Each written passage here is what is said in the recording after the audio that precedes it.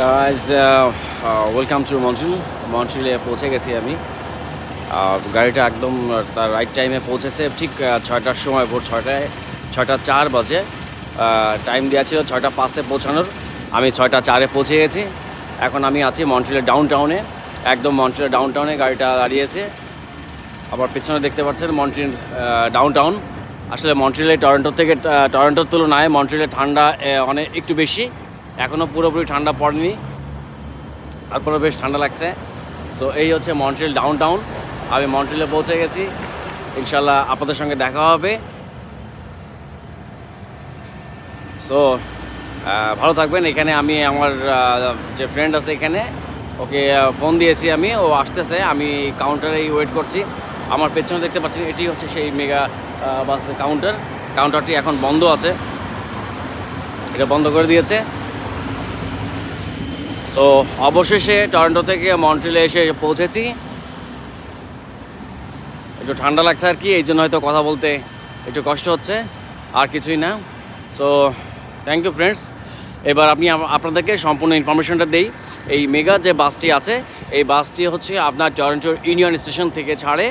টরন্টোর union স্টেশনের আপনার second ফ্লোরে এই বাসের কাউন্টার, এবং এটি শুধুমাত্র ইউনিয়ন স্টেশন না, এটি টরন্টো শহরের আপনার ইউনিয়ন স্টেশন আছে, তারপরে আরেকটা স্টেশন আছে স্কারব্রো, এরকম বেশ কয়েকটা স্টেশন আছে। সেখান থেকে এই মেগা বাসটি ছাড়ে। আর এটার টাইম আপনার সকাল থেকে শুরু হয়, সকাল 6টা থেকে। এদের লাস্ট বাস হচ্ছে রাত 12:30টায়। তবে এখানে একটা কথা বলে রাখি, আপনারা যদি আসেন বা আপনারা যারা এখানে আসবেন, আপনার দিন হিসাবে রাতের বাসটা কম বেশি ছাড়ে। যেমন আসছি এই দিন, লাস্ট বাস ছিল রাত 11:30টায়, আপনার রাত 12:30টার গাড়িটা ছিল না। এটি হচ্ছে কথা। আর টিকিটের যে ব্যাপারটা বলবো, টিকিটের ব্যাপারটা হচ্ছে এখানে বেশিরভাগই দেখেছি আপনার সবাই টিকিটগুলি অনলাইনে পারচেস করে ফেলে। হ্যাঁ, তো এখানে আসলে আপনাদেরকে টিকিটের যে পেপার, যে কাগজটা আপনাদের শো করতে হবে না। আপনাদের জাস্ট মোবাইলে থাকলেই মোবাইলে টিকিট ওপেন করলে ওখানে একটা কিউআর কোড থাকে। ওই কিউআর কোড ওপেন করলে ওরা গাড়িতে আপনার ওঠার সময় ওই কিউআর কোড স্ক্যান করলেই আপনার এই গাড়িতে উঠতে দেবে। এবং আরেকটা ব্যাপার বলে রাখি, গাড়িতে ওঠার পরে এখানে কিন্তু কোনো সিট নাম্বার দেওয়া থাকে না। আপনি গাড়িতে যদি আগে আসেন, যদি সিরিয়ালে আগে থাকেন, আপনি গাড়িতে উঠবেন। ওঠার পরে আসলে যে সিটটা দেখবেন যে যদি ফাঁকা থাকে, সেখানে আপনি বসে যেতে পারবেন, এখানে কোনো সমস্যা নেই। এবং এই গাড়ির ভেতরে আপনার একটা বাথরুমের সুব্যবস্থা আছে, কারণ হচ্ছে দীর্ঘ পথ এবং বিরতি মাত্র একটা বিরতি দেয়। সো এই গাড়িতে আপনার বাথরুমেরও ব্যবস্থা আছে। আর টিকিটের প্রাইস হচ্ছে, আপনার যদি টিকিট আপনি অনলাইনে অনেক আগে থেকে করে রাখেন, সেক্ষেত্রে আপনার টিকিটের প্রাইস একটু কম পড়বে আর কি। যেমন আমি যদি বলি যে যদি আপনি 15 দিন, 20 দিন বা 1 মাস আগে টিকিটটা করেন, তাহলে আপনার টিকিটটা পড়তে পারে সর্বোচ্চ $70 থেকে $80 মধ্যে আপনি টিকিট পেয়ে যাবেন। আবার অনেক সময় দেখা যায় যে সেই টিকিটটা $85-90 হয়। যেমন আমি টিকিটটা কেটেছি ইনস্ট্যান্ট, একেবারে আমি আসার 2-3 ঘন্টা আগে টিকিটটা করেছি।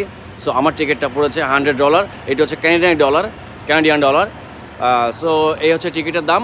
আর গাড়ির জার্নিটা খুবই ভালো এবং গাড়ির খুবই স্মুথ।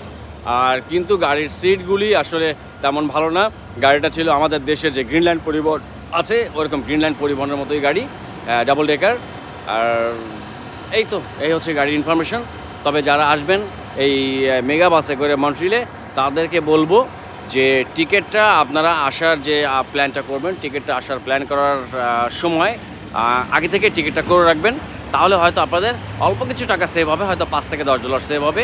আর একটা গুরুত্বপূর্ণ ইনফরমেশন সেটা হচ্ছে যে আপনি যখন অনলাইন টিকিটটা করবেন, তখন ওইখানে সিট সিলেকশনের একটা অপশন থাকে। আপনি যদি সিট সিলেকশন করেন, সেক্ষেত্রে কিন্তু সিট ভেদে আপনার অতিরিক্ত চার্জ করে এরা। যদি আপনি সিলেকশনের সময় যদি সামনের সিট সিলেক্ট করেন, তাহলে পার সিটে $10 করে চার্জ করবে। তার মাঝখানে মানে এরকম একটু মাঝখানে সিট সিলেক্ট করলে $5। সো এরকম সিটের উপর ডিপেন্ড করে। যদি সিট সিলেকশনে আপনারা করে থাকেন, তাহলে কিন্তু টিকিটের দাম বেড়ে যাবে। সো সিট সিলেকশন করবেন না।